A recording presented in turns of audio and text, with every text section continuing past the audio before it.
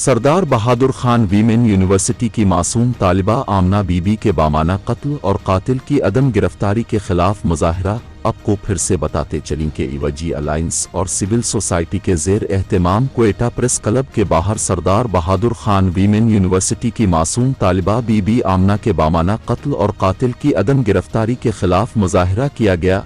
मुजाहरे में civil society, समाजी और सियासी नुमाइंदों ने शिरकत की है। इस मौके पर मुजाहरे से खिताब करते हुए आमना बीबी के वालिद नूर अहमद ने कहा कि मेरी बेटी आमना आला तालीम हासिल करना चाहती। इस जायज़ ख्वाहिश को मानने के बजाय शौहर पहले तशद्दुद का निशाना बनाता रहा, फिर गोली मारकर उसकी जान ले ली।